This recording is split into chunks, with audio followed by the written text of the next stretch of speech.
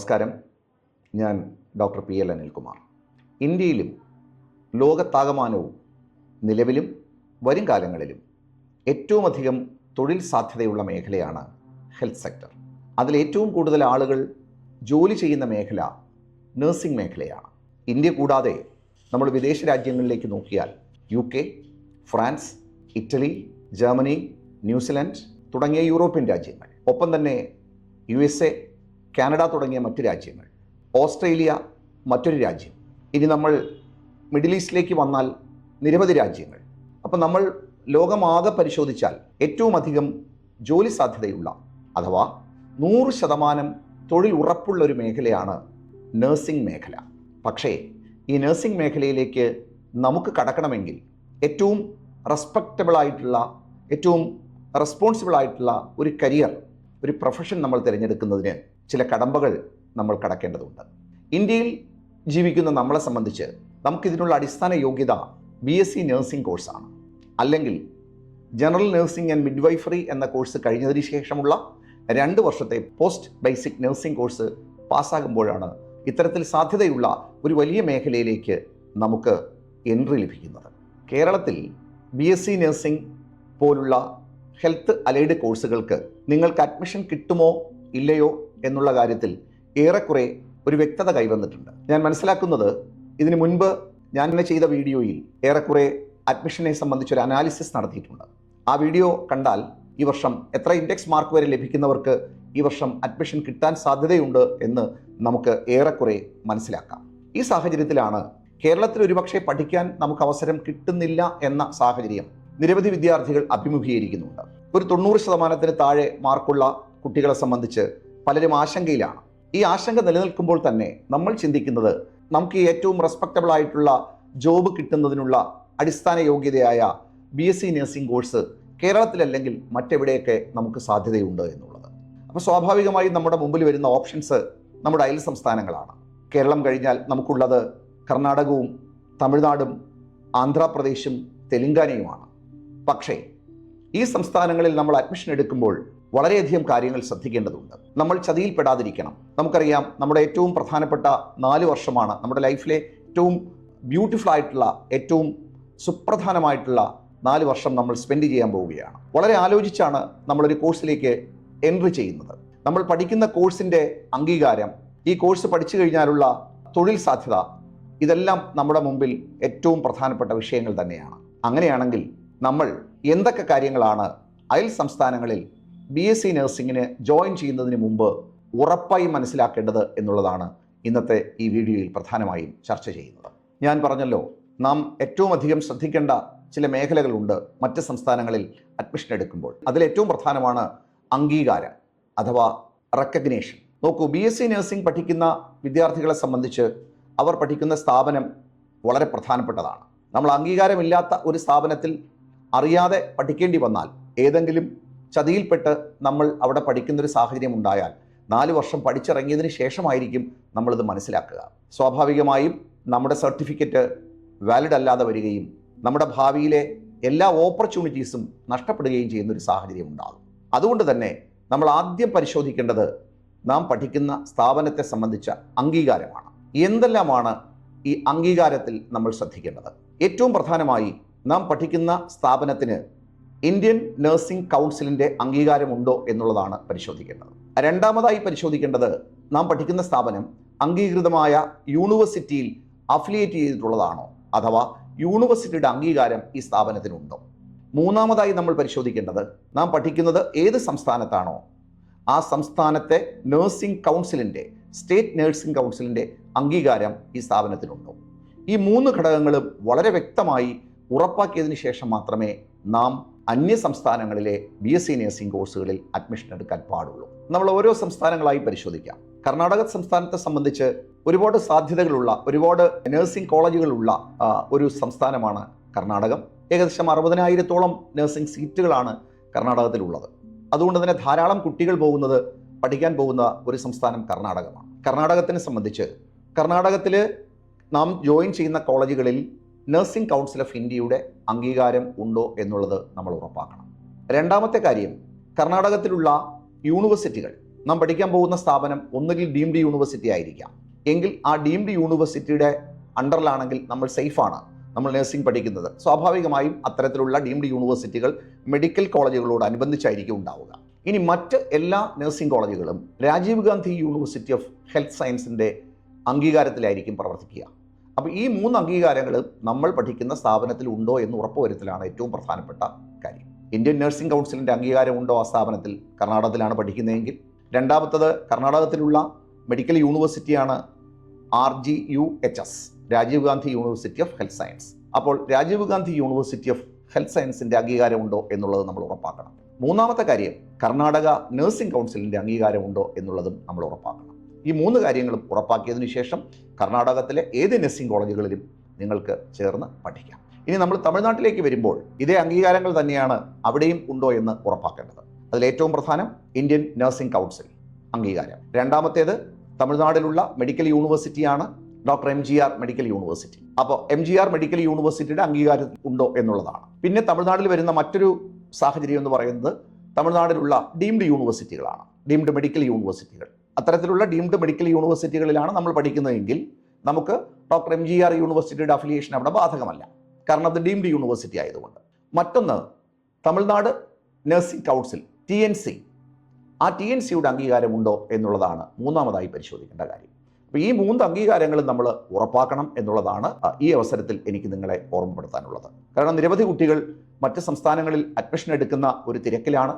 നിരവധി കുട്ടികൾ ഞങ്ങളെ വിളിച്ചിരുന്നു. എല്ലാവരുടെയും ആശങ്ക, നമ്മൾ എന്തൊക്കെ കാര്യങ്ങളാണ് പരിഗണിക്കേണ്ടത്, എന്തൊക്കെയാണ് നമ്മൾ ശ്രദ്ധിക്കേണ്ടത്, ഏത് കോളേജിലാണ് നമ്മൾ അഡ്മിഷൻ എടുക്കേണ്ടത് തുടങ്ങി നിരവധി ആശങ്കകളാണ് കുട്ടികൾ പങ്കുവച്ചത്. അതുകൊണ്ട് തന്നെയാണ് ഇത്തരത്തിലുള്ളൊരു വീഡിയോ ഇവിടെ പ്രാധാന്യം അർഹിക്കുന്നത്. അടുത്ത കാര്യം നമ്മുടെ ബഡ്ജറ്റാണ്. നമുക്കറിയാം എല്ലാവർക്കും ബഡ്ജറ്റ് വളരെ ഇമ്പോർട്ടൻ്റ് ആണ്. കാരണം നഴ്സിംഗ് പോലുള്ളൊരു കോഴ്സിന് പഠിക്കുമ്പോൾ സ്വാഭാവികമായിട്ടും വലിയ ബഡ്ജറ്റിൽ നിൽക്കുന്ന ആളുകളുടെ എണ്ണം വളരെ കുറവായിരിക്കും. ഒരു മിഡിൽ ക്ലാസ് ബഡ്ജറ്റുള്ളവരായിരിക്കും കൂടുതലുണ്ടാവുക. അപ്പോൾ നമ്മുടെ ബഡ്ജറ്റ് പരിഗണിക്കണം. അങ്ങനെ ബഡ്ജറ്റ് പരിഗണിക്കുമ്പോൾ നമ്മൾ എന്തൊക്കെയാണ് അതിനകത്ത് ശ്രദ്ധിക്കേണ്ട കാര്യം നോക്കൂ. ബഡ്ജറ്റ് പരിഗണിക്കുന്നതിന് മുൻപ് തന്നെ നമ്മൾ കർണാടകത്തിലേക്ക് പോയാലും തമിഴ്നാട്ടിലേക്ക് പോയാലും 4 തരത്തിലുള്ള സ്ഥാപനങ്ങളാണ് അവിടെ ഉള്ളത്. അതിൽ ഒന്നാമത്തേതായിട്ട് മെഡിക്കൽ കോളേജുകളോട് ചേർന്നുള്ള നഴ്സിംഗ് കോളേജുകളാണ്. അതായത് ആ മെഡിക്കൽ കോളേജിൽ അണ്ടറിലായിരിക്കും ആ നഴ്സിംഗ് കോളേജ് പ്രവർത്തിക്കുക. അവിടെയുള്ള കുട്ടികളുടെ ടീച്ചിങ് ആ ക്യാമ്പസിനകത്തായിരിക്കും. അവിടെയുള്ള കുട്ടികളുടെ പ്രാക്ടിക്കൽ കൊടുക്കുന്നത് ആ മെഡിക്കൽ കോളേജിനോട് ചേർന്നായിരിക്കും. അത് ഒരു കാറ്റഗറി. രണ്ടാമത്തെ കാറ്റഗറി, സ്വന്തമായി 200-200-ലധികമോ ബെഡുകളുള്ള സ്പെഷ്യാലിറ്റി ഹോസ്പിറ്റലുകൾ, ആ ഹോസ്പിറ്റലുകളോട് ചേർന്നുള്ള നഴ്സിംഗ് കോളേജുകൾ. അപ്പോൾ നോക്കൂ, രണ്ടാമത്തെ കാറ്റഗറി ഞാൻ പറഞ്ഞു, അവർക്ക് സ്വന്തമായി നഴ്സിംഗ് കോളേജുകളും അതോടൊപ്പം തന്നെ സ്വന്തമായി 200-ലധികം ബെഡുള്ള ആശുപത്രികൾ ഉണ്ടാവും. ഇനി മൂന്നാമതൊരു കാറ്റഗറി ഉണ്ട്, അവർക്ക് സ്വന്തമായി ആശുപത്രിയേ ഇല്ല, പക്ഷേ അവർക്ക് നഴ്സിംഗ് കോളേജുകൾ ഭംഗിയായി പ്രവർത്തിക്കുന്നുണ്ടാവും. അപ്പോൾ കുട്ടികളുടെ പ്രാക്ടിക്കൽ എങ്ങനെ കൊടുക്കുമെന്നായിരിക്കും. ഈ കുട്ടികളുടെ പ്രാക്ടിക്കൽ കൊടുക്കുന്നത് അവർ ടൈപ്പ് ചെയ്ത മൾട്ടി സ്പെഷ്യാലിറ്റി ഹോസ്പിറ്റലുകളിലോ മെഡിക്കൽ കോളേജുകളിലോ അതല്ലെങ്കിൽ ഗവൺമെൻറ് ഹോസ്പിറ്റലുകളിലോ ആയിരിക്കും അവർ ഈ നഴ്സിംഗ് സ്റ്റുഡൻസിന് പ്രാക്ടിക്കൽ കൊടുക്കുക. അത് മൂന്നാമത്തെ കാറ്റഗറി. ഇനി നാലാമതൊരു കാറ്റഗറി കൂടി ഉണ്ട്, അവർക്ക് നഴ്സിംഗ് കോളേജിനോട് ചേർന്ന് ഉള്ള ഒരു സാധാരണ ക്ലിനിക്കായിരിക്കും ഉണ്ടാകുക. അത്യാവശ്യം പേഷ്യൻസ് ഉണ്ടാകും. അപ്പോൾ ഈ ക്ലിനിക്കും നഴ്സിംഗ് കോളേജും ഒരുമിച്ചായിരിക്കും പ്രവർത്തിക്കുക. അപ്പോൾ കുട്ടികൾക്ക് പ്രാക്ടിക്കൽ കിട്ടുന്നതും അല്ലെങ്കിൽ ക്ലിനിക്കൽ സൗകര്യവും ആദ്യത്തെ 3 കാറ്റഗറിയിലുള്ള കോളേജുകളിൽ കിട്ടുന്നത് പോലെ ഉള്ള അവസരം ഈ നാലാമത്തെ കാറ്റഗറിയിലെ കുട്ടികൾക്ക് കിട്ടുന്നില്ല എന്നുള്ളതാണ് നമ്മൾ മനസ്സിലാക്കേണ്ടത്. അപ്പോൾ ഞാൻ 4 കാറ്റഗറി പറഞ്ഞു. ഈ 4 കാറ്റഗറിയിലും ഫീസ് സ്ട്രക്ചറിന് വ്യത്യാസമുണ്ട് എന്നുള്ളതാണ് ഏറ്റവും പ്രധാനപ്പെട്ട കാര്യം. ഇപ്പോൾ മെഡിക്കൽ കോളേജിൽ ഒരു ഫീസ് സ്ട്രക്ചർ ഉണ്ടാവും, ഓൺ ഹോസ്പിറ്റലിലുള്ള നഴ്സിംഗ് കോളേജുകൾക്ക് ഒരു ഫീസ് സ്ട്രക്ചർ ഉണ്ടാവും, അല്പം കൂടെ താഴ്ന്നിരിക്കും.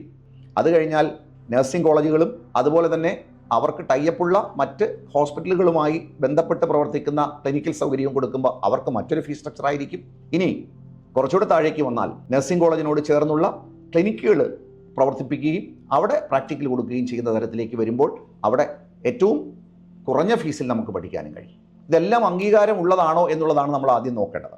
അപ്പോൾ അംഗീകാരത്തിൻ്റെ പ്രശ്നം നമ്മൾ സോൾവ് ചെയ്ത് കഴിഞ്ഞാൽ പിന്നീട് നമ്മളെ ബഡ്ജറ്റിലേക്കാണ് പോകുന്നത്. അപ്പോൾ നമ്മളെ ബഡ്ജറ്റ് ഫിക്സ് ചെയ്യുമ്പോൾ നമ്മളിതിൽ ഏത് കാറ്റഗറിയിലുള്ള കോളേജിലാണ് നമുക്ക് പറ്റുന്ന ബഡ്ജറ്റ് ഉള്ളത് എന്ന് മനസ്സിലാക്കി അത്തരത്തിലുള്ള ഓപ്ഷൻ നമ്മൾ തിരഞ്ഞെടുത്താൽ നമ്മളെ ബഡ്ജറ്റിൽ തന്നെ നമുക്ക് പഠിച്ച് നമ്മുടെ കോഴ്സ് കംപ്ലീറ്റ് ചെയ്യാനും നമ്മുടെ അംഗീകാരമുള്ള സർട്ടിഫിക്കറ്റ് വാങ്ങി നമുക്ക് ഒരു പ്രൊഫഷണൽ ആകാനും കഴിയുമെന്നുള്ളതാണ് ഏറ്റവും പ്രധാനപ്പെട്ട കാര്യം. ഇതിനോട് കൂട്ടിച്ചേർത്ത് പറയാനുള്ള മറ്റൊരു കാര്യം, നമ്മൾ ഈ ഫീസിനെ കുറിച്ച് പറഞ്ഞു. സാധാരണഗതിയിൽ ഏകദേശം 4.5 ലക്ഷം മുതൽ ട്യൂഷൻ ഫീസ് കൊടുക്കാവുന്ന കോളേജുകൾ കർണാടകത്തിലുണ്ട്. പിന്നെ ഹോസ്റ്റൽ ഫീസും നമ്മുടെ അതർ എക്സ്പെൻസസും വേറെ വരും. അപ്പോൾ 4.5 ലക്ഷം ടോട്ടൽ ട്യൂഷൻ ഫീസ് കൊടുത്താൽ നമുക്ക് നഴ്സിംഗ് പഠിക്കാം കർണാടകത്തിൽ. 4.5 ലക്ഷം മുതൽ 11 ലക്ഷം വരെയുള്ള ട്യൂഷൻ ഫീസിൽ നമുക്ക് പഠിക്കാനുള്ള ഓപ്ഷനുണ്ട്. അതാണ് നമ്മുടെ ബഡ്ജറ്റ് എന്ന് ഞാൻ ഉദ്ദേശിക്കുന്നത്. അപ്പോൾ നമുക്ക് നല്ല ബഡ്ജറ്റ് ഉണ്ടെങ്കിൽ നമുക്ക് കൂടുതൽ ഫെസിലിറ്റിയുള്ള, ഏറ്റവും നല്ല ക്യാമ്പസ് ഉള്ള, ഏറ്റവും നല്ല ഹോസ്റ്റൽ ഫെസിലിറ്റിയുള്ള കോളേജുകളിൽ നമുക്ക് പഠിക്കാം. നമുക്ക് അത്രയും ബഡ്ജറ്റ് ഇല്ല, നമുക്കൊരു ആവറേജ് ബഡ്ജറ്റാണ് ഉള്ളതെങ്കിൽ അതിനനുസരിച്ചുള്ള കോളേജ് നമുക്ക് സെലക്ട് ചെയ്യാം. ഇനി അത്രയും തന്നെ ഇല്ല, ഏറ്റവും ലോവസ്റ്റ് ബഡ്ജറ്റാണ്, പക്ഷേ നമുക്ക് നഴ്സിംഗ് പഠിക്കണം, നമ്മുടെ കരിയർ ഓപ്ഷൻ അതാണ്. അപ്പോൾ നമുക്ക് എന്ത് ചെയ്യാം? അങ്ങനെയുള്ള കുട്ടികൾക്കും അവസരങ്ങളുണ്ട്. അവർക്കും ഈ 4.5 ലക്ഷം മുതൽ പഠിക്കാനുള്ള കോളേജുകൾ നമ്മുടെ അയൽ സംസ്ഥാനങ്ങളിൽ ലഭ്യമാണ് എന്നുള്ളത് ആണ് ഏറ്റവും പ്രധാനപ്പെട്ട കാര്യം. ഇനി നാലാമത്തെ കാര്യം, നമ്മൾ ശ്രദ്ധിക്കേണ്ട നാലാമത്തെ കാര്യം നമ്മൾ തിരഞ്ഞെടുക്കുന്ന ലൊക്കേഷനാണ്. അതായത് നമ്മൾ ഏത് സ്ഥലത്താണ് പഠിക്കാൻ പോകുന്നു എന്നുള്ളത്. നമുക്കറിയാം, കേരളത്തിലെ തിരുവനന്തപുരം മുതൽ കാസർഗോഡ് വരെയുള്ള എല്ലാ ജില്ലകളിലെയും വിദ്യാർത്ഥികൾ നഴ്സിംഗ് പഠനത്തിനായി തയ്യാറായി നിൽപ്പുണ്ട്. അപ്പോൾ എവിടെയാണ് നമ്മളുടെ ലൊക്കേഷൻ തിരഞ്ഞെടുക്കുക? നമുക്കറിയാം, കർണാടകത്തിൽ എവിടെയൊക്കെ നമുക്ക് പഠന സാധ്യതയുണ്ട്, തമിഴ്നാട്ടിൽ എവിടെയൊക്കെ ഉണ്ട് എന്ന് നോക്കാം. കർണാടകത്തിൽ ഏറ്റവും കൂടുതൽ നഴ്സിംഗ് കോളേജുകൾ പ്രവർത്തിക്കുന്നതും ഏറ്റവും കൂടുതൽ ക്ലിനിക്കൽ സൗകര്യങ്ങൾക്കുള്ള സാധ്യതയുള്ളതും ബാംഗ്ലൂരാണ്. ഇനി മറ്റൊരു സ്ഥലമാണ് മംഗലാപുരം, മാംഗ്ലൂർ എന്ന് പറയും. നമ്മുടെ കാസർഗോഡ് ജില്ലയോട് തൊട്ട് കിടക്കുന്ന ദക്ഷിണ കന്നഡ ഡിസ്ട്രിക്റ്റ് മാംഗ്ലൂർ. അവിടെയും നിരവധി റെപ്യൂട്ടഡ് ആയിട്ടുള്ള മെഡിക്കൽ കോളേജുകളുണ്ട്, ഏറ്റവും മികച്ച ക്ലിനിക്കൽ സൗകര്യങ്ങളുള്ള നഴ്സിംഗ് കോളേജസ് ഉണ്ട്. ഇനി നമ്മൾ തമിഴ്നാട്ടിലേക്ക് പോയാൽ നമുക്ക് കോയമ്പത്തൂർ നല്ലൊരു ഓപ്ഷനാണ്, അതുപോലെ തന്നെ ചെന്നൈ മറ്റൊരു ഓപ്ഷനാണ്, അതുപോലെ തന്നെ തെലുങ്കാനയും ആന്ധ്രയും മികച്ചൊരു ഓപ്ഷൻ കൂടിയാണ്. അതിനെ സംബന്ധിച്ച് തുടർന്ന് വിശദീകരിക്കാം. ഇനി മറ്റൊരു പ്രധാനപ്പെട്ട കാര്യം നമ്മൾ ശ്രദ്ധിക്കേണ്ടത് നമ്മൾ പഠിക്കുന്ന സ്ഥാപനത്തിലെ ലാബ്, ലൈബ്രറി സൗകര്യങ്ങളാണ്. നോക്കൂ, നമ്മൾ 4 വർഷമാണ് ഈ കോഴ്സിന് പഠനത്തിനായി ചെലവഴിക്കുന്നത്. സ്വാഭാവികമായും നമുക്ക് ഈ കോഴ്സുമായി ബന്ധപ്പെട്ട് മികച്ച ലാബ് സൗകര്യം ഉണ്ടാകണം, അതോടൊപ്പം തന്നെ നല്ല ലൈബ്രറി സൗകര്യം ഉണ്ടാകണം. അപ്പോൾ കോളേജുകളിൽ ഇത്തരത്തിലുള്ള സൗകര്യങ്ങൾ മികച്ചതാണോ എന്ന് ഉറപ്പാക്കേണ്ടത് നമ്മുടെ പ്രധാനപ്പെട്ട ഉത്തരവാദിത്തമാണ്. അപ്പോൾ പരിഗണിക്കേണ്ട നാലാമത്തെ ക്രൈറ്റീരിയ മികച്ച ലാബ്, ലൈബ്രറി സൗകര്യങ്ങളാണ്. അഞ്ചാമതായി നമ്മൾ പരിഗണിക്കേണ്ട മറ്റൊരു പ്രധാനപ്പെട്ട കാര്യം, നമ്മൾ പഠിക്കുന്ന നഴ്സിംഗ് കോളേജിൽ നമുക്ക് ഏറ്റവും നല്ല ക്ലിനിക്കൽ സൗകര്യങ്ങൾ ലഭ്യമാകുന്നുണ്ടോ എന്നാണ്. ഞാൻ നേരത്തെ പറഞ്ഞത് നിങ്ങൾക്ക് ഓർമ്മയുണ്ടാകും, നമുക്ക് കേരളം വിട്ടുള്ള മറ്റേത് സംസ്ഥാനത്തേക്ക് പോയാലും അവിടെ 4 കാറ്റഗറിയിലുള്ള കോളേജുകൾ ഉണ്ടാവുമെന്ന് ഞാൻ പറഞ്ഞു. അതിൽ ഏറ്റവും മികച്ച ക്ലിനിക്കൽ സൗകര്യങ്ങൾ കിട്ടുന്നത് ഏത് നഴ്സിംഗ് കോളേജിലാണ്, അല്ലെങ്കിൽ നാം ജോയിൻ ചെയ്യുന്ന നഴ്സിംഗ് കോളേജിൽ ഏറ്റവും നല്ല ക്ലിനിക്കൽ സൗകര്യം അവർ ഒരുക്കിയിട്ടുണ്ടോ എന്ന് ഉറപ്പാക്കുകയാണ് നമ്മൾ പരിഗണിക്കേണ്ട മറ്റൊരു പ്രധാനപ്പെട്ട കാര്യം. ആറാമതായി നിങ്ങൾ പരിഗണിക്കേണ്ടത് നമ്മൾ ജോയിൻ ചെയ്യുന്ന കോളേജിൻ്റെ ക്യാമ്പസും അതിൻ്റെ ഇൻഫ്രാസ്ട്രക്ചറും. നോക്കൂ, പുതിയ തലമുറ എപ്പോഴും ആഗ്രഹിക്കുന്നത് ബ്യൂട്ടിഫുൾ ആയിട്ടുള്ളൊരു ക്യാമ്പസാണ്. അതോടൊപ്പം തന്നെ അവിടുത്തെ ഇൻഫ്രാസ്ട്രക്ചർ, അവിടുത്തെ നഴ്സിംഗ് പഠനത്തിന് ആവശ്യമായിട്ടുള്ള മറ്റ് സൗകര്യങ്ങൾ, അതെന്താണെന്ന് നല്ല കെട്ടിടം, അതുപോലെ തന്നെ നല്ല ലൈബ്രറി ഹാള്, നല്ല ഡെമോൺസ്ട്രേഷൻ ആയിട്ടുള്ള ഹാളുകൾ, IT സൗകര്യങ്ങൾ, അതുപോലെ തന്നെ നമ്മുടെ ക്ലാസ് റൂമുകൾ, ഇത്തരത്തിലുള്ള എല്ലാ ഇൻഫ്രാസ്ട്രക്ചറും മികച്ചതായിട്ടുള്ള ഒരു സ്ഥാപനം നമുക്ക് പരിഗണിക്കാം. അതുപോലെ തന്നെ അവിടുത്തെ ക്യാമ്പസ് മനോഹരമാണോ, ക്യാമ്പസ് നീറ്റ് ആൻഡ് ക്ലീൻ ആണോ, ക്യാമ്പസിലെ മറ്റ് ഫെസിലിറ്റീസ് ഒക്കെ നമുക്ക് പരിഗണിച്ച് നമുക്ക് അഡ്മിഷനായിട്ട് കോളേജുകൾ തിരഞ്ഞെടുക്കാം. ഇനി അടുത്ത് എനിക്ക് പറയാനുള്ള ഏറ്റവും സുപ്രധാനമായ കാര്യം ആ കോളേജിലെ അക്കാഡമിക്സിനെ കുറിച്ചാണ്. 4 വർഷം നമ്മൾ പഠിക്കുകയാണ്. നമുക്കറിയാം, നമ്മൾ +2 വരെ പഠിച്ച ഒരു പഠന രീതിയല്ല നമ്മളൊരു പ്രൊഫഷണൽ കോഴ്സിൽ ജോയിൻ ചെയ്യുമ്പോൾ നമുക്ക് ലഭിക്കുന്നത്. അവിടെ കൂടുതലും നമ്മൾ സെൽഫ് ലേണിങ്ങിലേക്ക് പോവുകയാണ്. അതുകൊണ്ട് തന്നെ അത്തരത്തിലുള്ള സെൽഫ് ലേണിങ്ങിന് സഹായകരമായ തരത്തിലുള്ള മികച്ച ഫാക്കൽറ്റി നമുക്ക് ഉണ്ടാകണം നമ്മുടെ കോളേജുകളിൽ. നമുക്ക് പ്രോപ്പർ ഗൈഡൻസ് തരാൻ, നമ്മളെ മോട്ടിവേറ്റ് ചെയ്യാൻ, നമ്മുടെ അസൈൻമെൻറ്റുകളും നമ്മുടെ മറ്റ് വർക്കുകൾക്കും ഗൈഡ് ചെയ്യാൻ, ലീഡ് ചെയ്യാനൊക്കെ പറ്റുന്ന ഏറ്റവും മികച്ച ഫാക്കൽറ്റീസ് ഉള്ള ഒരു കോളേജ് നമ്മൾ തിരഞ്ഞെടുത്താൽ അത് നമ്മുടെ പഠനത്തിന് വേഗത കൂട്ടുകയും നമ്മുടെ സക്സസ് അക്കാര്യത്തിൽ ഉറപ്പാക്കാനും പറ്റും. അതുകൊണ്ട് അക്കാഡമിക്സ് എന്ന് പറയുന്നത് നമ്മൾ ഏത് കോളേജ് തിരഞ്ഞെടുക്കുമ്പോഴും ശ്രദ്ധിക്കേണ്ട മറ്റൊരു പ്രധാനപ്പെട്ട കാര്യമാണ്. ഇനി അടുത്തൊരു പ്രധാനപ്പെട്ട കാര്യം നിങ്ങൾക്ക് എല്ലാവർക്കും കൺസേൺ ഉള്ളതാണ്. നമ്മൾ താമസിക്കുന്ന ഹോസ്റ്റൽ, അതുപോലെ തന്നെ നമ്മൾ കഴിക്കുന്ന ഭക്ഷണം. പ്രത്യേകിച്ചും പേരൻസിനൊക്കെ ഒരുപാട് കൺസേൺസ് ഉള്ളതാണ് ഇക്കാര്യത്തിൽ. അതായത് നമ്മുടെ കേരളം വിട്ട് അന്യ സംസ്ഥാനത്തേക്ക് പോകുമ്പോൾ കുട്ടികളുടെ താമസം സുരക്ഷിതമാണോ, ക്യാമ്പസ് സുരക്ഷിതമാണോ, അവിടെ ഭക്ഷണം നല്ലത് കിട്ടുമോ എന്നുള്ളൊരു ആശങ്ക ചിലർക്കെങ്കിലും ഉണ്ടാവും. അതുകൊണ്ട് തന്നെ നമ്മൾ സെലക്ട് ചെയ്യുന്ന കോളേജുകളിലെ ഹോസ്റ്റലുകൾ മികച്ചതാണോ, ഫെസിലിറ്റീസ് ഉണ്ടോ, ഒരു ഹോസ്റ്റലിൽ ഒരു റൂമിൽ എത്ര കുട്ടികളെ അക്കോമഡേറ്റ് ചെയ്യും, അവിടുത്തെ ഹോസ്റ്റൽ ഫീ എത്ര വരും, അതോടൊപ്പം തന്നെ അവിടുത്തെ ഫുഡ് എങ്ങനെയുണ്ട്, കേരള ഫുഡ് അവിടെ അവൈലബിൾ ആകുമോ, ഇനി അത് കർണാടകത്തിലാണെങ്കിലും തമിഴ്നാട്ടിലാണെങ്കിലും അവിടെയുള്ള ഫുഡ് മെച്ചപ്പെട്ടതാണോ തുടങ്ങിയ കാര്യങ്ങൾ കൂടി നമ്മൾ ഒന്ന് പരിഗണിക്കേണ്ടത് വളരെ പ്രധാനപ്പെട്ട കാര്യമാണ്. കാരണം നമ്മൾ 4 വർഷം താമസിച്ച് പഠിക്കേണ്ട ഒരു ഇടമാണ്. കൂടുതൽ സമയം നമുക്ക് നാട്ടിൽ വരാനോ ഒന്നും കഴിയില്ല. നമ്മൾ ആ ക്യാമ്പസിൽ തന്നെയുള്ള ഹോസ്റ്റലിൽ താമസിച്ച് പഠിക്കേണ്ട ഒരു സാഹചര്യം ഉള്ളതുകൊണ്ട് തന്നെ ഈ ഭക്ഷണവും താമസവും വളരെ പ്രധാനപ്പെട്ട കാര്യമാണ്. നിങ്ങൾക്ക് മനസ്സിലാകുന്ന മറ്റൊരു കാര്യം കൂടിയുണ്ട്. നമുക്ക് ഫണ്ട് കൂടുതലുണ്ടെങ്കിൽ നമുക്ക് ഹോസ്റ്റലിൽ തന്നെ പല കാറ്റഗറി സൗകര്യങ്ങളുണ്ടാകും. 2 പേർ താമസിക്കുന്ന റൂം, 3 പേർ താമസിക്കുന്ന റൂം, 4 പേർ താമസിക്കുന്ന റൂം. ഇതിൽ ഈ വ്യത്യാസം മിക്കവാറും എല്ലാ കോളേജുകളുമായിട്ട് ബന്ധപ്പെട്ട് ഈ ഒരു ഡിഫറൻസിയേഷൻ ഉണ്ടാകും. നമുക്ക് ഫണ്ട് കൂടുതലുണ്ടെങ്കിൽ നമുക്ക് മികച്ച സൗകര്യം ഓപ്റ്റ് ചെയ്യാനുള്ളൊരു സാധ്യത ചില കോളേജുകളിലെങ്കിലും ഉണ്ട് എന്നുള്ളത് നിങ്ങൾ മനസ്സിലാക്കുക. എങ്കിലും നമ്മൾ ശരാശരി ആളുകളെ സംബന്ധിച്ച് ചിന്തിക്കേണ്ടത് നമ്മുടെ കോളേജിലെ ഹോസ്റ്റലും അവിടുത്തെ ഭക്ഷണവും ഒരു വിധമെങ്കിലും നിലവാരം പുലർത്തുന്നതാണോ എന്ന് നമ്മൾ പരിശോധിക്കണം. ഇവിടെയൊക്കെ നമ്മൾ കാണേണ്ടത് നമ്മളെ ബഡ്ജറ്റിനെ കൂടിയാണ്. നമുക്ക് ബഡ്ജറ്റ് കൂടുതലുണ്ടെങ്കിൽ നമ്മൾ സ്വാഭാവികമായിട്ടും മികച്ച അവസരങ്ങളും മികച്ച ഫെസിലിറ്റീസ് നമുക്ക് തിരഞ്ഞെടുക്കാം. ഇനി നമ്മളെ സംബന്ധിച്ച് ഫണ്ട് കുറവാണെങ്കിൽ നമ്മൾ ചില വിട്ടുവീഴ്ചകൾക്ക് തയ്യാറാകേണ്ടി വരും എന്നുള്ളൊരു യാഥാർത്ഥ്യം കൂടി നിങ്ങൾ മനസ്സിലാക്കണം. കാരണം നമ്മൾ മറ്റൊരു സംസ്ഥാനത്തേക്കാണ് പോകുന്നത് എന്നുള്ളത് കൊണ്ട് തന്നെ, നമ്മളെ ബഡ്ജറ്റും ലോ ആണെന്നുള്ളത് കൊണ്ട് തന്നെ നമുക്ക് ചില അഡ്ജസ്റ്റ്മെൻറ്റുകൾ നമ്മൾ തയ്യാറാകേണ്ടി വരും. ചിലപ്പോൾ നമ്മൾ 100% സാറ്റിസ്ഫൈഡ് ആകുന്ന ഭക്ഷണമായിരിക്കില്ല നമുക്കവിടെ കിട്ടുന്നത്. അത്രയധികം തൃപ്തികരമായ രീതിയിലുള്ള നമുക്ക് പ്രൈവസി കിട്ടുന്ന ഒരു റൂമായിരിക്കില്ല നമുക്ക് അവർ പ്രൊവൈഡ് ചെയ്യുന്നത് എന്നുള്ള യാഥാർത്ഥ്യം നമ്മൾ തിരിച്ചറിയണം. ചില വിട്ടുവീഴ്ചകൾ നമ്മൾ അക്കാര്യത്തിൽ ഉണ്ടായാൽ നമുക്ക് ഈ സാഹചര്യത്തെ നമുക്ക് അതിജീവിച്ച് മുന്നോട്ട് പോകാൻ കഴിയും. ഇനി അടുത്ത പ്രധാനപ്പെട്ട ഒരു കാര്യം, നമ്മൾ ഈ കോഴ്സുകളുടെയൊക്കെ അംഗീകാരം നൽകുന്ന ബോഡി ഏതൊക്കെയാണെന്ന് നമ്മൾ അറിയണം. ഞാൻ പറഞ്ഞു, നമ്മൾ നഴ്സിംഗ് ആണെങ്കിൽ, BSc നഴ്സിംഗ് കോഴ്സ് ആണെങ്കിൽ അതിന് അംഗീകാരം നൽകുന്നത് ഇന്ത്യൻ നഴ്സിംഗ് കൗൺസിലും അതുപോലെ തന്നെ നമ്മൾ പഠിക്കുന്ന സംസ്ഥാനത്തെ ഒരു സ്റ്റേറ്റ് യൂണിവേഴ്സിറ്റി ഉണ്ടാവും, ആ യൂണിവേഴ്സിറ്റി, അതോടൊപ്പം തന്നെ ആ സംസ്ഥാനത്തെ നഴ്സിംഗ് കൗൺസിൽ, ഇവയുടെ അംഗീകാരമാണ് BSc നഴ്സിംഗ് കോഴ്സിന് വേണ്ടത്. എന്നാൽ ഇത് കൂടാതെയുള്ള മറ്റ് ഹെൽത്ത് അലൈഡ് കോഴ്സസ് ഉണ്ട്.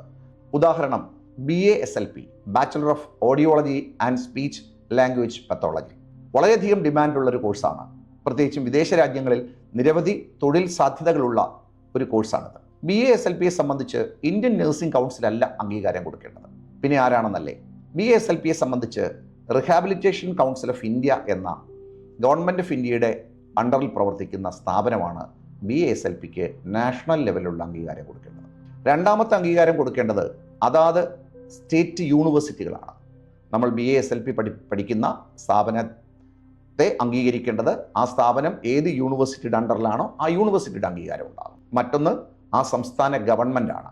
ഇപ്പോൾ കർണാടകത്തിലാണെങ്കിൽ ഗവൺമെൻറ് ഓഫ് കർണാടക, അതുപോലെ തന്നെ തമിഴ്നാടാണെങ്കിൽ തമിഴ്നാട് ഗവൺമെൻറ്. ഇത്തരത്തിലുള്ള അംഗീകാരമാണ് BASLP കോഴ്സിന് വേണ്ടത്. ഇനി മറ്റൊരു കോഴ്സിലേക്ക് നമുക്ക് പോകാം. BPT bachelor of physiotherapy. നിരവധി കുട്ടികൾ അഡ്മിഷൻ എടുക്കുന്ന മറ്റൊരു കോഴ്സാണ് BPTയെ സംബന്ധിച്ച് അംഗീകാരം കൊടുക്കുന്നത് IAP എന്ന സംഘടനയാണ്, എന്ന ഓർഗനൈസേഷനാണ്. IAP എന്ന് പറഞ്ഞാൽ Indian association of physiotherapy. Indian association of ഫിസിയോതെറാപ്പിയുടെ അംഗീകാരമാണ് ആദ്യമായി വേണ്ടത് നമ്മൾ പഠിക്കുന്ന സ്ഥാപനത്തിന്. രണ്ടാമതായി വേണ്ടത് ഈ സ്ഥാപനത്തിന് കൺസേൺഡ് യൂണിവേഴ്സിറ്റിയുടെ അംഗീകാരം. മൂന്നാമതായി വേണ്ടത് ഏത് സംസ്ഥാനത്താണോ പഠിക്കുന്നത് ആ ഗവൺമെൻറ്റിൻ്റെ, ആ സ്റ്റേറ്റ് ഗവൺമെൻറ്റിൻ്റെ അംഗീകാരം. ഇങ്ങനെ 3 അംഗീകാരങ്ങളും BPTക്കും ആവശ്യമാണ്. ഇനി മറ്റ് കോഴ്സുകളുണ്ട്. BSc perfusion technology, BSc cardiac care technology, അതുപോലെ തന്നെ BSc റിനൽ ഡയാലിസിസ് ടെക്നോളജി തുടങ്ങിയ മറ്റ് ഹെൽത്ത് അലൈഡ് കോഴ്സുകൾ. ഈ കോഴ്സുകളുടെ അംഗീകാരത്തെ സംബന്ധിച്ചും നമ്മൾ ശ്രദ്ധിക്കേണ്ടത് ഏത് സ്ഥാപനത്തിലാണോ പഠിക്കുന്നത് ആ സ്ഥാപനത്തെ, ആ യൂണിവേഴ്സിറ്റി പഠിക്കുന്ന സ്ഥാപനത്തിന് അതാത് സംസ്ഥാനത്തെ യൂണിവേഴ്സിറ്റികളുടെ അംഗീകാരമുണ്ടോ എന്നുള്ളത് വളരെ പ്രധാനപ്പെട്ടതാണ്. അതോടൊപ്പം തന്നെ അതാത് ഗവൺമെൻറ്റുകളുടെ അംഗീകാരമുണ്ടോ എന്നുള്ളതും പ്രധാനപ്പെട്ടതാണ്. അപ്പോൾ ഇത്തരം അംഗീകാരങ്ങൾ കൂടി നമ്മൾ അയൽ സംസ്ഥാനങ്ങളിൽ അഡ്മിഷൻ എടുക്കുന്നതിന് മുമ്പ് വളരെ പ്രധാനമായും പരിശോധിക്കണം. ആ പരിശോധനയ്ക്ക് ശേഷം മാത്രമേ നമ്മുടെ ഇൻസ്റ്റിറ്റ്യൂട്ടുകൾ നമ്മൾ തിരഞ്ഞെടുക്കാൻ പാടുള്ളൂ. ഇനി മറ്റൊരു പ്രധാനപ്പെട്ട കാര്യത്തിലേക്കാണ് ഞാൻ വരുന്നത്. ഈ അഡ്മിഷൻ ലഭിക്കുന്നതിന് നമുക്ക് പല കടമ്പകളുമുണ്ട്. അത് കേരളത്തിലാണെങ്കിലും മറ്റ് സംസ്ഥാനങ്ങളിലാണെങ്കിലും നിങ്ങൾക്കതറിയാം. കേരളത്തെ സംബന്ധിച്ച് നമുക്ക് +2 ഫിസിക്സ്, കെമിസ്ട്രി, ബയോളജി വിഷയങ്ങളുടെ മാർക്കിൻ്റെ അടിസ്ഥാനത്തിലുള്ള ഇൻഡെക്സ് തയ്യാറാക്കിയിട്ടാണ് പ്യൂർലി മെറിറ്റ് അടിസ്ഥാനത്തിലാണ് കേരളത്തിൽ അഡ്മിഷൻ ലഭിക്കുക. ഇത് നമ്മൾ മറ്റ് സംസ്ഥാനത്തിലേക്ക് പോകുമ്പോൾ പലതരത്തിലാണ് പല സംസ്ഥാനങ്ങൾ അഡ്മിഷൻ കൊടുക്കുന്നത്. കർണാടകത്തിലാണെങ്കിൽ കർണാടക കോമൺ എൻട്രൻസ് ടെസ്റ്റ് ഉണ്ട്. ഒരു പ്രവേശന പരീക്ഷയുടെ അടിസ്ഥാനത്തിലാണ് കർണാടകത്തിൽ അഡ്മിഷൻ കൊടുക്കുക. അവിടെയുള്ള കുട്ടികളും കേരളത്തിലുള്ള കുട്ടികളും ഏത് സംസ്ഥാനത്തുള്ള കുട്ടിയാണെങ്കിലും കർണാടകത്തിൽ BSc നഴ്സിംഗിന് അഡ്മിഷന് KEA കർണാടക എൻട്രൻസ് അതോറിറ്റി നടത്തുന്ന പ്രവേശന പരീക്ഷ എഴുതണം. അതിൽ ക്വാളിഫൈ ചെയ്യുകയും അതിൻ്റെ റാങ്കിൻ്റെ അടിസ്ഥാനത്തിലാണ് 60% സീറ്റുകൾ ഫില്ല് ചെയ്യുന്നത് കർണാടകത്തിലെ. ബാക്കിയുള്ള 20% കർണാടകത്തിലെ കുട്ടികൾക്കായി സംവരണം ചെയ്തിരിക്കുകയാണ്. ബാക്കിയുള്ള 20%മാണ് കേരളത്തിലെയും തമിഴ്നാട്ടിലെയും ആന്ധ്രയിലെയും തെലങ്കാനയിലെയൊക്കെ കുട്ടികൾക്ക് കർണാടകത്തിൽ അഡ്മിഷൻ കിട്ടുന്നതിന് വേണ്ടി മാറ്റിവെച്ചിട്ടുള്ളത്. അത് മാനേജ്മെൻറ്റ് സീറ്റാണ്. അപ്പോൾ അതിലാണ് നമുക്കുള്ള സാധ്യത. കേരളത്തിലെ കുട്ടികളെ സംബന്ധിച്ച് ആ 20% സീറ്റിലാണ് ഓരോ കോളേജുകളിലും നമുക്ക് അഡ്മിഷൻ എടുക്കാൻ കഴിയുന്നത്. ഇനി അത് നമ്മൾ കർണാടകത്തിൽ നിന്ന് നമ്മൾ ആന്ധ്രയിലേക്ക് പോകുമ്പോൾ ആന്ധ്രാപ്രദേശ് നീറ്റ് AP നീറ്റ് എന്ന് പറയുന്ന ഒരു പരീക്ഷയുണ്ട്. അതല്ലെങ്കിൽ അവർ EAP CET എന്ന് പറയുന്ന ഒരു കോമൺ എൻട്രൻസ് ടെസ്റ്റ് വച്ചിട്ടുണ്ട്. ഇത് ക്വാളിഫൈ ചെയ്യുകയും അതിൻ്റെ മാർക്കിൻ്റെയും കൂടി അടിസ്ഥാനത്തിലാണ് ആന്ധ്രയിൽ അവർ അഡ്മിഷൻ കൊടുക്കുക, ആന്ധ്ര ഗവൺമെൻറ് അഡ്മിഷൻ കൊടുക്കുക. അത് തെലങ്കാനയിലേക്ക് ചെല്ലുമ്പോൾ വീണ്ടും കാര്യം മാറുകയാണ്. നീറ്റ് ക്വാളിഫൈ ചെയ്യുക എന്നുള്ളതാണ് അവരുടെ ക്രൈറ്റീരിയ. നീറ്റ് ക്വാളിഫൈ ചെയ്ത കുട്ടിക്ക് മാത്രമാണ് തെലങ്കാനയിൽ അഡ്മിഷൻ ലഭിക്കുക BSc നഴ്സിംഗിന്. അത് തമിഴ്നാട്ടിലേക്ക് വരുമ്പോൾ വീണ്ടും മാറുകയാണ്. തമിഴ്നാട്ടിൽ ഇത്തരത്തിലുള്ള എൻട്രൻസ് പരീക്ഷയോ നീറ്റ് ക്വാളിഫൈ ചെയ്യണമെന്നുള്ള നിബന്ധനയോ ഒന്നും ബാധകമല്ല. ഒരു എൻട്രൻസ് പരീക്ഷയുമില്ല. തമിഴ്നാടിനെ സംബന്ധിച്ച് നിലവിൽ നമ്മുടെ മെറിറ്റിൻ്റെ അടിസ്ഥാനത്തിൽ മികച്ച കോളേജുകൾ തിരഞ്ഞെടുക്കാനുള്ള അവസരം തമിഴ്നാട്ടിലുണ്ട്. ഇതാണ് നമുക്ക് നമ്മുടെ അയൽ സംസ്ഥാനങ്ങളിൽ അഡ്മിഷൻ എടുക്കാനുള്ള ബേസിക് ക്രൈറ്റീരിയ ആയിട്ട് നിലവിൽ ഉള്ളത്. ഇനി എനിക്ക് നിങ്ങളോട് പറയാനുള്ള മറ്റൊരു പ്രധാനപ്പെട്ട കാര്യം, നമുക്ക് അയൽ സംസ്ഥാനങ്ങളിൽ പലതരത്തിലുള്ള പല കാറ്റഗറിയിലുള്ള നഴ്സിംഗ് കോളേജുകൾ ഉണ്ട് എന്ന് ഞാൻ നിങ്ങളോട് പറഞ്ഞു. അങ്ങനെ നോക്കുമ്പോൾ നമുക്ക് ബാംഗ്ലൂർ ഒരു നല്ല ഓപ്ഷനാണ്. ബാംഗ്ലൂർ നിരവധി മെഡിക്കൽ കോളേജുകൾ തന്നെയുണ്ട്. ഞാൻ അവരുടെ ലിസ്റ്റ് ഒന്ന് വായിക്കാം. എനിക്ക് തോന്നുന്നു ഞാൻ ഒരു മെഡിക്കൽ കോളേജിനെയും പ്രൊമോട്ട് ചെയ്യുകയോ അല്ലെങ്കിൽ ഒരു നഴ്സിംഗ് കോളേജിനെയും പ്രൊമോട്ട് ചെയ്യുക എന്നുള്ളതല്ല എൻ്റെ ഉദ്ദേശം. മറിച്ച് നിങ്ങളുടെ ഒരു അവയർനെസ്സിന് വേണ്ടിയിട്ടുള്ള ചില കാര്യങ്ങൾ മാത്രം പറഞ്ഞു പോവുകയാണ്.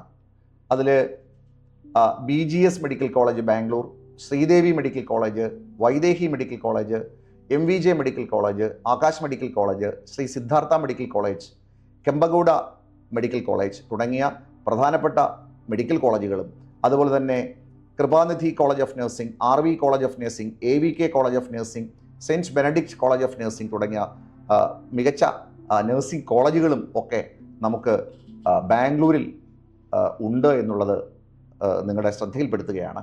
ഇനി മംഗലാപുരത്തേക്ക് പോകുമ്പോൾ നിരവധി മെഡിക്കൽ കോളേജുകളാണുള്ളത്. Father Muller medical college, Yenepoya medical college, AJ medical college, Kanachur medical college, Srinivasa medical college, അതുപോലെ തന്നെ നമ്മൾ നഴ്സിംഗ് കോളേജിലേക്ക് വന്നാൽ Indira college of nursing, MV Shetty institute of health science തുടങ്ങിയ ആൽവാസ് കോളേജ് ഓഫ് നഴ്സിംഗ് തുടങ്ങിയ മികച്ച നഴ്സിംഗ് കോളേജസും നമുക്ക് മംഗലാപുരത്തുണ്ട്. ഇനി നമ്മൾ കോയമ്പത്തൂരേക്ക് പോയാൽ Vivekananda medical college, PSG medical college, SNS medical college, AMC college of nursing, ENAM college of nursing, Revathi college of nursing തുടങ്ങിയ nursing colleges. ഇനി നമ്മൾ ചെന്നൈയിലേക്ക് പോയാൽ SRM medical college, Saveetha medical college, saint Peter's medical college, Chettinad medical college, Balaji medical college തുടങ്ങിയ medical കോളേജുകളൊക്കെ തന്നെ നമ്മുടെ അയൽ സംസ്ഥാനങ്ങളിൽ നമുക്ക് നഴ്സിംഗ് പഠനത്തിനുണ്ട് എന്ന് ഞാൻ നിങ്ങളുടെ ശ്രദ്ധയിൽപ്പെടുത്തുകയാണ്. അപ്പോൾ ഇതൊക്കെ സാധ്യതകളാണ്. അപ്പോൾ ഇതൊന്നും കൊണ്ട് തന്നെ നമുക്ക് കേരളത്തിൽ, ഞാൻ പറഞ്ഞു വരുന്ന ഇതിലേക്കാണ്, നമുക്ക് കേരളത്തിൽ പഠിക്കാൻ അവസരം കിട്ടിയില്ല എന്ന് കരുതി നമുക്കൊരിക്കലും മറ്റ് സംസ്ഥാനങ്ങളിൽ കിട്ടുന്ന വിദ്യാഭ്യാസം മോശമാണ് എന്ന് നിങ്ങൾക്കാർക്കും ഒരു ചിന്തയുടെ ആവശ്യമില്ല. ഇത്തരത്തിലുള്ള വളരെ വളരെ പ്രാധാന്യമുള്ള മെഡിക്കൽ കോളേജുകളിൽ തന്നെയുള്ള നഴ്സിംഗ് കോളേജുകൾ, അതുപോലെ തന്നെ സ്വന്തമായി ആശുപത്രികളിലുള്ള നഴ്സിംഗ് കോളേജുകൾ, മൾട്ടി സ്പെഷ്യാലിറ്റി ഹോസ്പിറ്റലുകളുള്ള നഴ്സിംഗ് കോളേജസ്, ഇത്തരത്തിലുള്ള സാധ്യതകൾ നമ്മുടെ അയൽ സംസ്ഥാനങ്ങളായ കർണാടകത്തിലും തമിഴ്നാട്ടിലും ഒക്കെ ഉണ്ട് എന്നുള്ളത് നമ്മൾ തിരിച്ചറിയണം. അതുകൊണ്ട് തന്നെ നിങ്ങളുടെ ഒരു ചാൻസ് കളയാതിരിക്കുക എന്നുള്ളതാണ് ഇതിനകത്ത് ഏറ്റവും പ്രധാനപ്പെട്ട കാര്യം എന്നുള്ളത് ഞാൻ അടിവരയിട്ട് പറയുകയാണ്. ഇനി മറ്റൊരു പ്രധാനപ്പെട്ട കാര്യം, നിരവധി കുട്ടികളുടെ ആശങ്കയാണ് നമ്മൾ കേരളത്തിൽ പഠിക്കാതെ മറ്റ് സംസ്ഥാനങ്ങളിലേക്ക് പോയാൽ ചെലവ് കൂടുതലല്ലേ എന്നുള്ളത്. അതിൻ്റെ ഒരു വസ്തുത നമ്മൾ മനസ്സിലാക്കണം. കേരളത്തെ സംബന്ധിച്ച് നമുക്ക് LBS through merit seat admission കിട്ടിയാൽ ഗവൺമെൻറ് മെഡിക്കൽ കോളേജുകളിൽ നമുക്ക് വളരെ ചെറിയ ഫീസിൽ നമുക്ക് കോഴ്സ് കംപ്ലീറ്റ് ചെയ്യാൻ പറ്റും. ട്യൂഷൻ ഫീസ് വളരെ കുറച്ച് മതി. ഇനി നമുക്ക് അലോട്ട്മെൻറ്റ് വരുന്നത് PNC MAC വഴിയോ AMCS FNCK വഴിയോ ഒക്കെ നമുക്ക് അലോട്ട്മെൻറ്റ് വരാം നമ്മളിവിടെ അപ്ലൈ ചെയ്താൽ. അങ്ങനെ വന്നാൽ നമ്മുടെ അലോട്ട്മെൻറ്റ് കിട്ടി നമുക്ക് അഡ്മിഷൻ എടുക്കുമ്പോൾ എത്ര രൂപയാകും നമ്മുടെ ഫീസ് എന്നുള്ളത് നമ്മൾ മനസ്സിലാക്കണം. 83,000 രൂപ PNC മാക് വഴിയുള്ള സ്വാശ്രയ നഴ്സിംഗ് കോളേജുകളിൽ അഡ്മിഷൻ എടുക്കുമ്പോൾ നമ്മൾ ട്യൂഷൻ ഫീസായി കൊടുക്കണം 83,000. 23,000 രൂപ സ്പെഷ്യൽ ഫീസായി അംഗീകരിച്ചിട്ടുണ്ട്. അപ്പോൾ ഏകദേശം 1,06,000 രൂപ നമുക്ക് ഇനിഷ്യലി അഡ്മിഷൻ എടുക്കുമ്പോൾ തന്നെ ആ വർഷത്തെ ഫീസായി അടയ്ക്കണം. മറ്റ് ഫീസുകൾ ചിലപ്പോൾ അതാത് നഴ്സിംഗ് കോളേജുകൾ പറയും. മറ്റ് ചില ചെറിയ എക്സ്പെൻസുകൾ നമുക്ക് മീറ്റ് ചെയ്യേണ്ടി വരും. അപ്പോൾ 1,06,000 രൂപ നിർബന്ധമായും നമ്മൾ അടയ്ക്കണം എന്നുള്ളതാണ് ഏറ്റവും പ്രധാനപ്പെട്ട കാര്യം. അടുത്ത വർഷവും ഏകദേശം ഇതേപോലെ തന്നെ ഫീസ് പോകും. പിന്നെ നമ്മൾ മനസ്സിലാക്കേണ്ട ഒരു കാര്യമുണ്ട്, നമുക്ക് താമസിച്ച് പഠിക്കേണ്ട ഒരു കോഴ്സാണ്. ഹോസ്റ്റൽ ഫെസിലിറ്റി നമ്മൾ എടുക്കേണ്ടി വരും. അപ്പോൾ ഫുഡ് ആൻഡ് അക്കോമഡേഷന് ഒരു സംഖ്യ നമ്മൾ മാറ്റിവെക്കണം. ഏറ്റവും ചുരുങ്ങിയത് 4 വർഷത്തേക്ക് നമുക്കൊരു 3 ലക്ഷം രൂപയെങ്കിലും മിനിമം നമ്മൾ ഹോസ്റ്റൽ ആൻഡ് മെസ്സ് എന്ന കണക്കിൽ നമ്മൾ കണക്ക് കൂട്ടണം. അപ്പോൾ ഒരു 4 ലക്ഷം രൂപ മിനിമം നമ്മുടെ ട്യൂഷൻ ഫീസും ഒരു 3 ലക്ഷം രൂപ നമ്മുടെ ഹോസ്റ്റൽ ആൻഡ് മെസ്സിലേക്ക് വന്നാൽ ഒരു 7 ലക്ഷം രൂപയ്ക്ക് അപ്പുറത്തേക്ക് ഏകദേശം ഒരു 7.5 വരെയൊക്കെ നമുക്ക് ടോട്ടൽ എക്സ്പെൻസ് പ്രതീക്ഷിക്കാം. കേരളത്തിൽ മെറിറ്റ് സീറ്റ് അല്ലാതെയുള്ള സീറ്റിൽ നമുക്ക് അഡ്മിഷൻ കിട്ടിയാൽ. അപ്പോൾ ഇത് ഒരു വസ്തുതയാണ്. പക്ഷേ കേരളത്തിൽ പഠിക്കാം എന്നുള്ളതൊരു മെറിറ്റാണ്. അപ്പോൾ നമുക്ക് 7,50,000 രൂപ 7,4-7.5 ലക്ഷം രൂപ ടോട്ടൽ ഫീസ് കേരളത്തിൽ പഠിക്കുന്നതിന് BSc നഴ്സിംഗ് പഠിക്കുന്നതിന് നമുക്ക് ചിലവാകുന്ന ഒരു സാഹചര്യം കൂടിയുണ്ട്. ആ സാഹചര്യം എന്താണ്? നമുക്ക് മെറിറ്റ് സീറ്റ് അല്ലാതെ, നമുക്ക് ഗവൺമെൻറ് മെഡിക്കൽ കോളേജുകളിലല്ലാതെ സ്വാശ്രയ നഴ്സിംഗ് കോളേജുകളിൽ അഡ്മിഷൻ കിട്ടി പഠിക്കേണ്ടി വന്നാലും ഒരു 7 ലക്ഷത്തിനും 7.5 ലക്ഷത്തിനും ഇടയ്ക്കുള്ള സംഖ്യ നമുക്ക് ടോട്ടൽ ചിലവാകുന്ന സാഹചര്യമുണ്ട് എന്നുള്ളതാണ് വസ്തുത. ഇതേ ഫീസിൽ നമുക്കിവിടെ പഠിക്കാൻ പറ്റും. കർണാടകത്തിലോ തമിഴ്നാട്ടിലോ പഠിക്കാൻ കഴിയുന്ന സാഹചര്യവുമുണ്ട്. 7.5 ലക്ഷം രൂപ മുതൽ ടോട്ടൽ പാക്കേജിൽ, അതായത് 4.5 ലക്ഷം രൂപ 4 വർഷത്തെ ട്യൂഷൻ ഫീസ് കൊടുത്തുകൊണ്ട് നിങ്ങൾക്ക് ബാംഗ്ലൂർ പഠിക്കാം. അപ്പോൾ കേരളത്തിൽ പഠിക്കുന്ന അതേ ഫീസിൽ തന്നെ നമുക്ക് നമ്മുടെ അയൽ സംസ്ഥാനത്തും പഠിക്കാം എന്നുള്ളൊരു സാഹചര്യം ഉണ്ട് എന്നുള്ളൊരു വസ്തുതയാണ് നമ്മൾ മനസ്സിലാക്കേണ്ടത്. ഇനി നിങ്ങളോട് കൂട്ടിച്ചേർക്കേണ്ട ഒരു കാര്യം, പല പേരൻസും എൻക്വയറി നടത്തുമ്പോൾ നിങ്ങളോട് കൂട്ടിച്ചേർക്കേണ്ട കാര്യം, പല പേരൻസും നമ്മളോട് എൻക്വയറി നടത്തുമ്പോൾ ചോദിക്കുന്നത്, സാർ കർണാടകത്തിൽ പഠിച്ചാൽ കേരളത്തിൽ PSc പരീക്ഷ എഴുതാൻ പറ്റുമോ എന്നുള്ളതാണ്. PSc പരീക്ഷ മാത്രമല്ല, കേരള പബ്ലിക് സർവീസ് കമ്മീഷൻ്റെ പരീക്ഷ മാത്രമല്ല, യൂണിയൻ പബ്ലിക് സർവീസ് കമ്മീഷൻ്റെ UPSCയുടെ നഴ്സിംഗ് കോഴ്സുകൾക്കുള്ള അല്ലെങ്കിൽ നഴ്സിംഗ് ജോബുകൾക്കുള്ള പരീക്ഷ നമുക്ക് എഴുതുന്നതിൽ പോലും ഒരു തടസ്സവുമില്ല എന്നുള്ളതാണ് വസ്തുത. അപ്പോൾ കർണാടകത്തിലോ തമിഴ്നാട്ടിലോ ആന്ധ്രയിലോ തെലുങ്കാനയിലോ നിങ്ങൾ അംഗീകാരമുള്ള സ്ഥാപനങ്ങളിൽ പഠിച്ച് പാസ്സായി വന്നാൽ കേരളത്തിൽ നിങ്ങൾക്കൊരു സർക്കാർ ജോലി കിട്ടുന്നതിനോ സെൻട്രൽ ഗവൺമെൻറ്റിൻ്റെ കീഴിൽ ഒരു സർക്കാർ ജോലി കിട്ടുന്നതിനോ തടസ്സമേ ഇല്ല എന്നുള്ളൊരു വസ്തുത കൂടി നിങ്ങൾ മനസ്സിലാക്കണം. ഇനി ഇതിനോട് കൂട്ടിച്ചേർക്കേണ്ട മറ്റൊരു കാര്യം, നോക്കൂ, നമ്മൾ ഈ വർഷം കേരളത്തിൽ അഡ്മിഷൻ കിട്ടുന്നതിന് വേണ്ടി കാത്തിരിക്കുന്ന കുറേയധികം കുട്ടികളുണ്ട്. ഇനി കേരളത്തിൽ അഡ്മിഷൻ കിട്ടില്ല എന്ന് ഉറപ്പായ കുട്ടികളൊക്കെ ഓൾറെഡി അഡ്മിഷൻ എടുത്തു കഴിഞ്ഞു. ഏകദേശം 90% സീറ്റുകളും കർണാടകത്തിലെയും തമിഴ്നാട്ടിലെയും ടോപ്പ് കോളേജുകളിൽ ഫില്ലായി കഴിഞ്ഞു. വളരെ കുറച്ച് സീറ്റുകളാണ് ഇനി ആ സംസ്ഥാനങ്ങളിൽ ബാക്കിയുള്ളത്. നമ്മൾ ഒരു വർഷം വീണ്ടും കാത്തിരിക്കുന്നു എന്ന് വയ്ക്കൂ. അടുത്ത വർഷം നമുക്ക് ഒന്നുകൂടി അപ്ലൈ ചെയ്യാം. ചിലപ്പോൾ അടുത്ത വർഷം കിട്ടിയാലോ. ഫണ്ടുണ്ട്, പക്ഷേ നമുക്ക് ഒന്നുകൂടി കാത്തിരിക്കാം, ഒന്നുകൂടെ ശ്രമിക്കാം എന്നുള്ളത് നിങ്ങൾ വിചാരിക്കുക. നിങ്ങളിതൊരു എൻട്രൻസ് പരീക്ഷയല്ല നമ്മൾ ശ്രമിക്കുന്നത്. നമ്മുടെ നിലവിൽ നമുക്ക് കിട്ടിയ മാർക്ക് തന്നെയാണ് അടുത്ത വർഷത്തെയും ക്രൈറ്റീരിയ എന്നുള്ളത് നമ്മൾ മനസ്സിലാക്കണം. ഈ ഒരു വർഷം നിങ്ങൾ ലോസ് ആക്കിയാൽ, ഇപ്പോൾ ലോൺ എടുത്ത് പഠിക്കുന്ന കുട്ടികളുണ്ട്, ലോൺ എടുത്ത് നഴ്സിങ്ങിന് പോകുന്ന എത്രയെങ്കിലും കുട്ടികൾ ഞങ്ങളെ സമീപിച്ചിട്ടുണ്ട്. ഞങ്ങൾ അവർക്ക് പ്രോപ്പർ ഗൈഡൻസ് കൊടുക്കുകയും ചെയ്തിട്ടുണ്ട്. ഈസിയായി നമുക്ക് ലോൺ എടുത്ത് പഠിക്കാൻ പറ്റുന്ന സാഹചര്യമുണ്ട്. ഇനി നമ്മൾ ഒരു വർഷം മുൻപേ ഈ കോഴ്സ് പാസ്സായാൽ, ഒരു വർഷം കാത്തിരിക്കാതെ ഈ വർഷം തന്നെ നിങ്ങൾ അഡ്മിഷൻ എടുത്താൽ ഒരു വർഷം മുമ്പേ നമ്മൾ പാസ് ഔട്ട് ആവും. ഒരു വർഷം മുമ്പേ നമ്മൾ പാസ് ഔട്ട് ആയാലുള്ള ഗുണം എന്താണ്? നമുക്ക് ഒരു വർഷം മുമ്പേ ജോലി സാധ്യതയുണ്ട് എന്നുള്ളതാണ്. ഏറ്റവും ചുരുങ്ങിയത് ഇന്നത്തെ കാലത്ത് ഒരു BSc നഴ്സിംഗ് കഴിഞ്ഞ ഒരാൾക്ക് ഒരു 25,000 എങ്കിലും മികച്ച സാലറി ആയിട്ട് സ്ഥാപനങ്ങൾ കൊടുക്കുന്നുണ്ട്. ഞാൻ പറഞ്ഞ തുടക്കക്കാർക്കാണ്.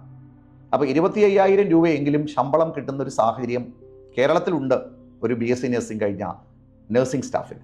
12 മാസമായപ്പോൾ അത് 3 ലക്ഷം രൂപയായി മാറി. അപ്പോൾ നമ്മൾ പഠിച്ച് ഒരു വർഷം നമ്മൾ ലേറ്റായാൽ നമുക്ക് ഈ 3 ലക്ഷം രൂപ നമുക്ക് സേവ് ചെയ്യാൻ പറ്റുന്നൊരു സാധ്യത ഇല്ലാതാകും. ഒരുപക്ഷെ ലോൺ എടുത്ത് പഠിക്കുന്ന ഒരു കുട്ടിയെ സംബന്ധിച്ചാണെങ്കിൽ അയാൾക്ക് ഒരു വർഷം മുൻപ് തന്നെ ഈ 3 ലക്ഷം രൂപ കിട്ടിയാൽ അയാളുടെ റീപേയ്മെൻറ്റ് സ്റ്റാർട്ട് ചെയ്യാനും അയാൾക്ക് അവസരം കിട്ടും.